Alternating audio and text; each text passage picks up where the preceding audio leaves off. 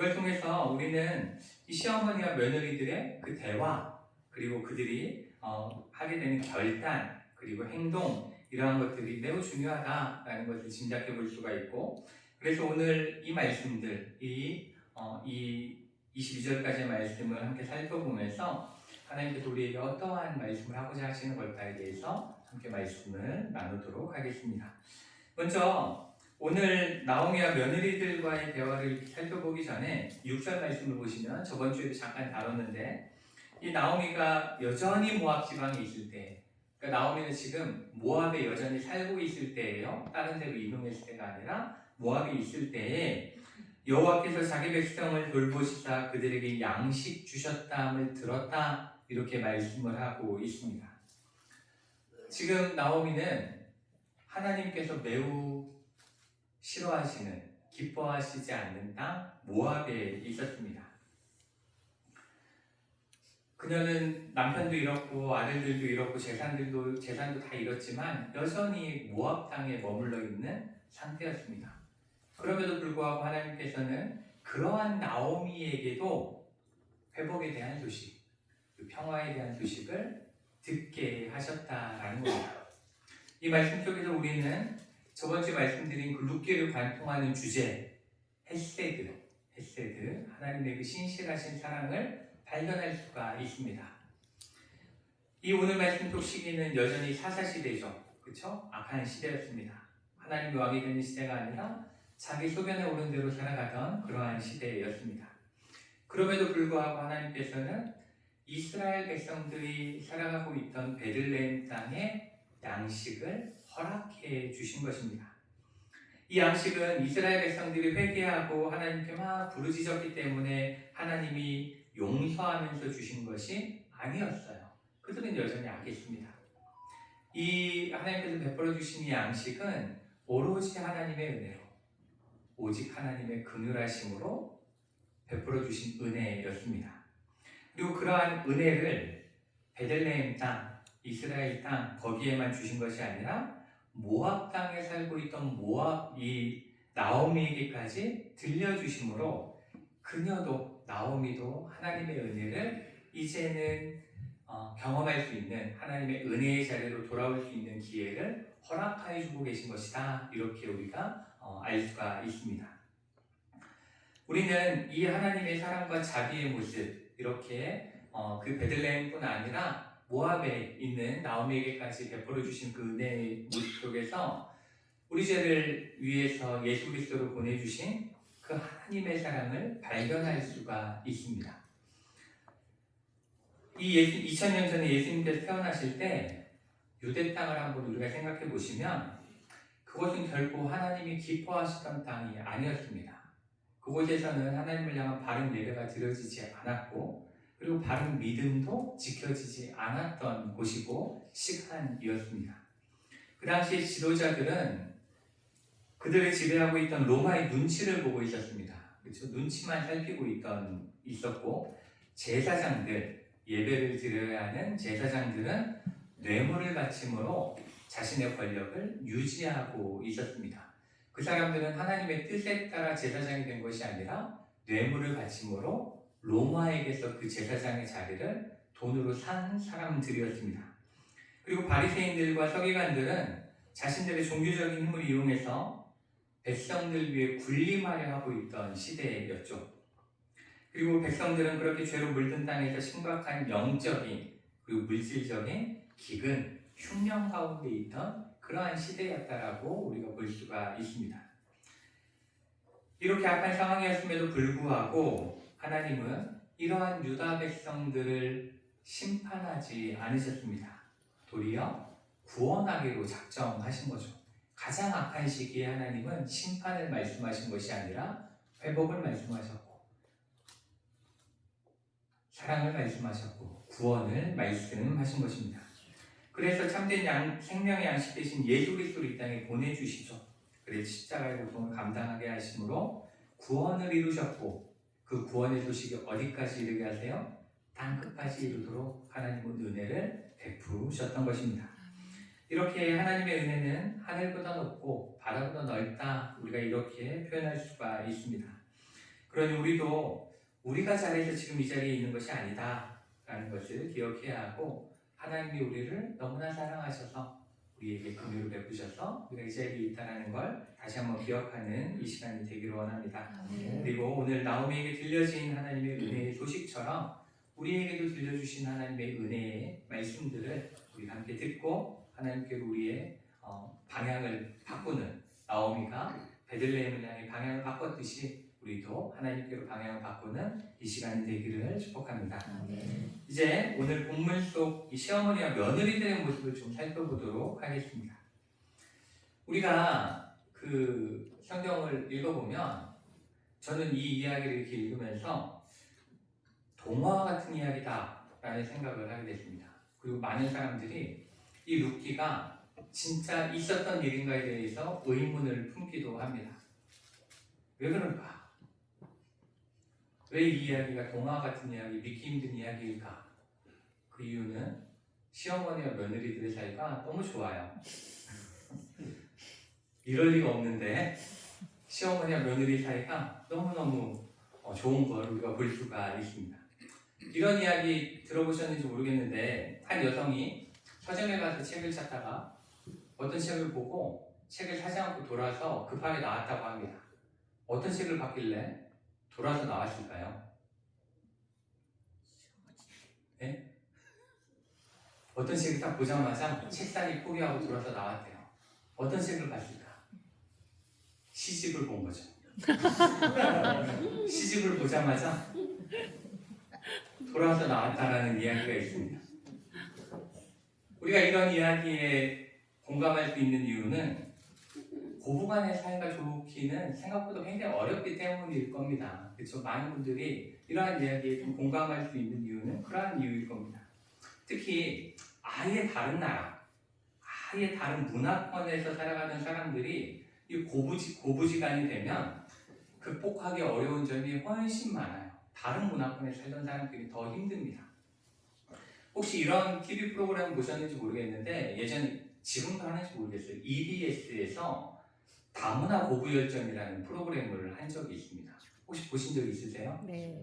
네네. 그 프로그램이 저도 이제 가끔 TV를 들어서 나오는 걸 보곤 했는데, 이게 이제 다문화 며느리와 한국 시어머니 간의 문화적 세대적 차이로 인해서 벌어지는 갈등에 대해서 다루고 있죠. 그리고 이제 그 차이를 서로 알아가면서 어떻게든 관계를 회복시켜 주려는 그러한 내용들을 담고 있는 프로그램이었습니다. 그런데 이 프로그램이 꽤 오래 갔어요. 어떻게 이렇게 오래 갈 수 있었을까? 그만큼 갈등의 요소들이 많으니까, 에피소드가 많으니까, 그렇죠? 그러니까 사람들이 계속 새로운 내용을 보게 되고, 이 집은 또 이런 갈등이 있네, 저 집은 저런 갈등이 있네, 이렇게 하면서 볼 수가 있었던 겁니다. 이렇게 TV 프로그램으로 만들어도 굉장히 긴 시간 방영할 수 있을 정도로 고부간의 갈등은 다양한 방법으로 이 다양한 상황 가운데 나타난다라는 걸 우리가 알 수 있고, 그 관계가 좋아지기가 굉장히 어렵다라는 걸 우리가 알 수가 있습니다.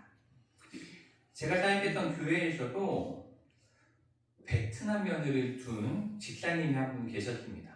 그 집사님이 한 분 계셨는데, 그 남편이 결혼하기 전부터 저랑 이제 좀 대화, 교회에서 저랑만 얘기를 하는 분이었는데, 그 결혼을 한다고 했을 때 너무나 행복해 있고 그 아내를 보면서 너무나 행복하게 살았습니다.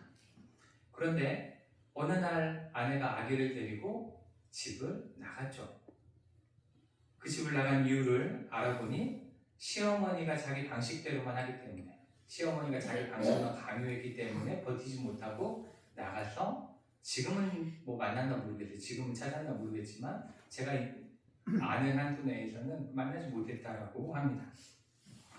이렇게 서로 간에 고부 간에 이러한 갈등이라는 건 굉장히 어렵고, 그것을 메꾸어 나가는 것, 이해해 나가는 것도 힘이 듭니다.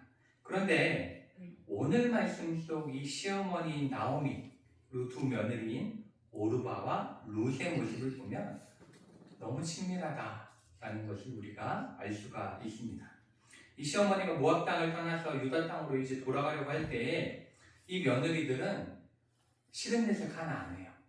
그런 표현이 하나도 없습니다. 그냥 어머니가 가시니까 그 유다 땅을 향해서 같이 가고 있는 거예요. 자신들의 남편도 없죠.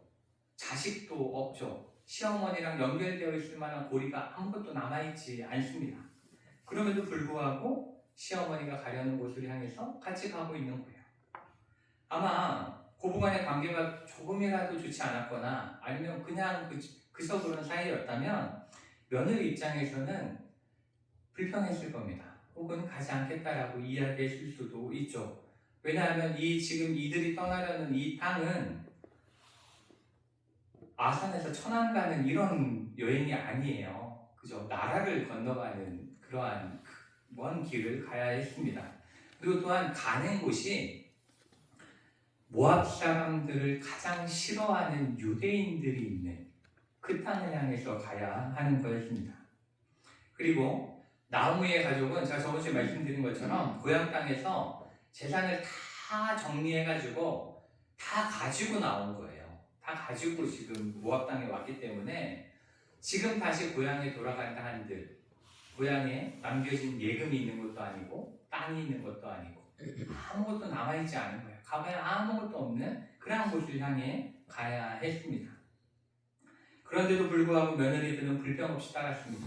그뿐 아니라 나오미가 그들에게 고향에 돌아가라, 너희 그냥 집에 돌아가라 그렇게 이야기했을 때에도 울면서 보고합니다. 싫다고, 돌아가지 않겠다고, 자기 고향을 가지 않겠다고 울면서 이야기합니다. 이 10절에 그 말씀을 하고 있죠. 두 며느리는 소리 높여 울면서 이렇게 이야기합니다. 아니니이다. 우리는 어머니와 함께 어머니의 백성에게로 돌아가겠나이다. 이렇게 이야기를 하는 모습을 보게 됩니다. 우리가 이 말씀을 이렇게 읽으면서 어떻게 이런 동화책 속에서는 불법한 사회적 모습이 나타나는 걸까? 이 모습이 가능한 걸까? 이렇게 생각해 볼 수가 있는데 우리는 오늘 말씀을 잘 살펴보면 이 나오미의 행동을 통해서 나오미의 말을 통해서 우리는 그 이유를 찾아볼 수가 있습니다. 오늘 나오미를 보시면 항상 이야기할 때 자기 입장에서 이야기하지 않습니다. 자기 생각에서 이야기하지 않고 항상 두 며느리의 입장에서 생각을 하고 며느리 입장에서 말을 하고 며느리 입장을 보면서 행동하고 있다는 걸 볼 수가 있습니다. 지금 나오미의 입장에서 생각을 해보면 며느리들마저 없이 혼자 고향에 간다. 그러면 그녀의 삶은 더 힘든 거예요. 더 고달픈 거죠. 육체적으로 나이가 들었기 때문에 재혼은 불가능하죠. 그리고 일을 구한다는 것도 어렵습니다. 그리고 할 수 있는 거라고는 구걸인데 혹은 누가 떨어뜨린 거를 주워서 생활하는 그러한 일들인데 그러한 일조차도 하기 쉽지 않죠. 나이가 들어서 이제 몸이 힘들잖아요. 그렇게 어렵습니다. 그렇기 때문에 나오미는 너희라도 나랑 가서 나를 좀 돌봐라. 너희라도 없으면 내가 어떻게 먹고 살겠냐. 이렇게 이야기할 수도 있죠. 우리나라식으로 이야기해보면 이렇게 이야기하는 거죠. 이제 너희는 우리 집안의 며느리가 되었으니 죽어도 어느 집안의 귀신이 돼야 돼요? 우리 집안의 귀신이 돼야 된다. 이렇게 이야기하면서 데려갈 수 있었던 거예요. 충분히 그럴 수 있는 상황이었습니다. 그렇지만 나오미는 그렇게 하지 않았죠. 오늘 말씀 8절과 9절을 보시면 유다 땅으로 돌아오려고 두 며느리와 함께 길을 가다가 나오미는 두 며느리를 향해서 이렇게 이야기합니다. 너희는 각기 너희 어머니의 집으로 돌아가라. 너희가 죽은 자들과 나를 선대하는 것 같이 여호와께서 너희를 선대하기를 원하며 여호와께서 너희에게 허락하사 각기 남편의 집에서 위로를 받게 하시기를 원하노라. 이렇게 이야기하고 있습니다. 지금 나오미는 어떻게 하고 있는 거예요? 며느리들 향해서 지금까지 그래도 나랑 같이 살아준 게 너무 고마워. 이렇게 이야기하고 있는 거예요. 너무 감사해. 이렇게 이야기를 하고 있고 자신들의 아들들은 이제 없음에도 불구하고 너희는 가서 재혼해서 이제는 위로를 받고 하나님의 축복 가운데 살아. 이렇게 복을 빌어주고 있는 겁니다. 또 나오미는 며느리들이 어머니 함께 하겠다며 하고 울면서 따를 때에 그냥 못 이긴 척 하면서 그냥 데리고 갈 수도 있었죠. 그렇지만 그녀는 그렇게 이야기할 때 다시 한번 자세히 자신의 상황을 설명을 합니다. 그리고 자신이 며느리들에게 해줄 수 있을 가능성이 있는 것도 이야기를 해요. 그게 뭐냐면 11절부터 13절까지의 말씀인데 그게 어떠한 내용이냐면 형제가 이 유다 지역에는 유대 지역에는 형제가 자식을 낳지 못하고 죽으면 동생이 그 아내를 취해서 형제 중에 한 사람을 취해서 그 자손을 이어가게 하는 계대 결혼이라는 풍습이 있었습니다. 그러니까 형제 중에 누구라도 있으면 대신 결혼을 시켜줄 수 있는 상황은 되는 거예요. 근데 지금 나오미는 아무 자손도 없을 뿐 아니라 아들을 혹시라도 낳게 된들 그 아이가 며느리와 결혼할 수 있을 만한 나이까지 자랄 때까지 너무나 힘들고 불가능하기 때문에 그렇게 하지 마라 이렇게 설명을 하고 있습니다. 그뿐 아니라 그러한 그 며느리들에게 뭘 이야기하냐면 그것에 대해서 미안해할 뿐 아니라 13절 뒷부분을 보시면 13절 뒷부분에 이렇게 말씀합니다. 여호와의 손이 나를 치셨으므로 나는 너희로 말미암아 더욱 마음이 아프도다. 이렇게 이야기합니다. 그렇죠? 여호와의 손이 나를 치셨으므로 나는 너희로 말미암아 더욱 마음이 아프다. 이렇게 이야기를 하고 있습니다. 그러니까 이 이야기가 어떤 이야기냐면 남편이 죽은 것, 아들들이 죽은 것 이것들도 다 내 탓이다. 이렇게 이야기하는 거야. 며느리한테. 다 내 탓이야. 내가 잘못해서 이렇게 된 거야. 너희는 아무 잘못이 없어. 너희에게 너무 미안해. 이렇게 지금 시어머니가 며느리에게 이야기를 하고 있는 겁니다. TV 드라마를 보면 그런 이야기들 많이 보죠. 아들이 잘못되면 며느리를 붙잡고 이야기하죠. 네가 우리 집안에 들어와가지고 이렇게 이야기하는 경우는 있습니다. 그렇지만 이렇게 나오미와 같이 나 때문에 이런 어려움이 생긴 것이고 그래서 너에게 너무 미안하다. 며느리에게 이렇게 이야기하는 시어머니는 찾기가 매우 어렵습니다.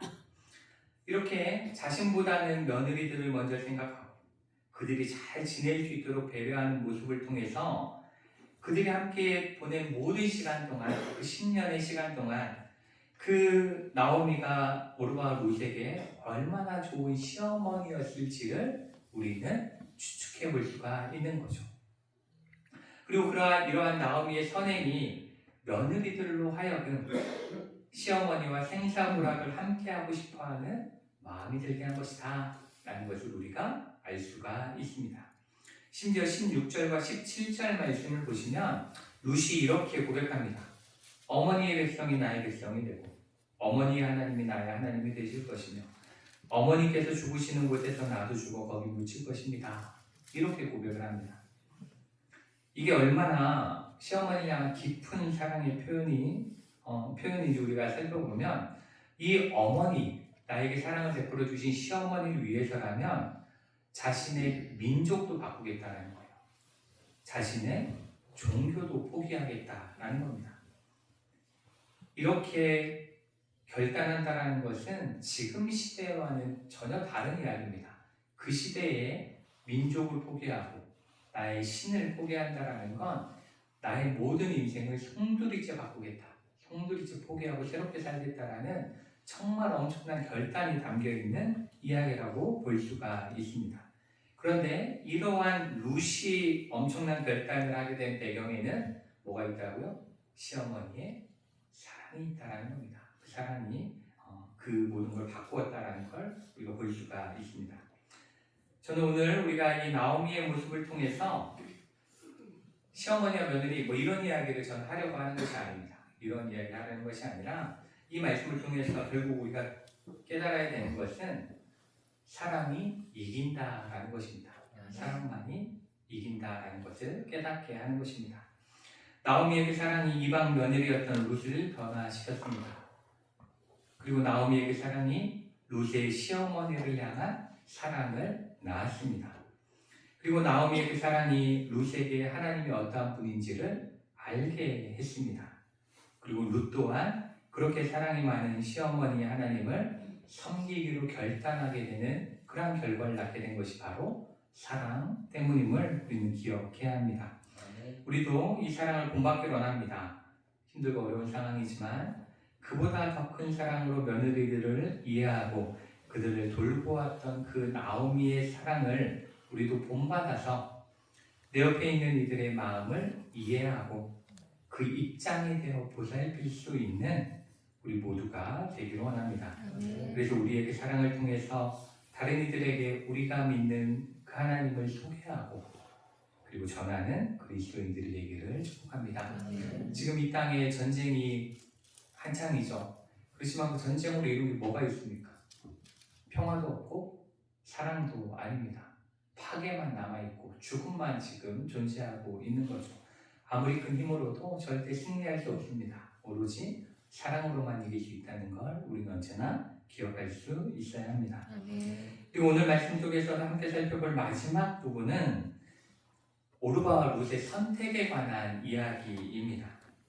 오늘 말씀 속 나오미가 처음 며느리들에게 고향으로 돌아가라 이렇게 권했을 때 처음에는 둘 다 어머니의 백성에게로 돌아가겠다고 하고 울었어요. 그렇게 울었습니다. 그렇지만 나오미가 현실적인 어려움과 한계를 쭉 설명하니까 오르바는 슬퍼하긴 했지만 14절 말씀을 보면 그들이 소리를 높여 다시 울더니 오르바는 그의 시어머니에게 입맞추되 이렇게 돼 있죠.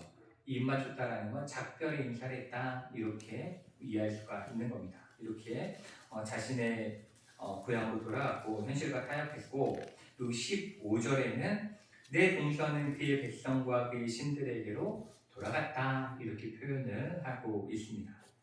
그렇지만 룻은 나오미를 따라가면 얼마나 힘들고 어려운 삶이 자신 앞에 펼쳐질지를 알고 있었죠.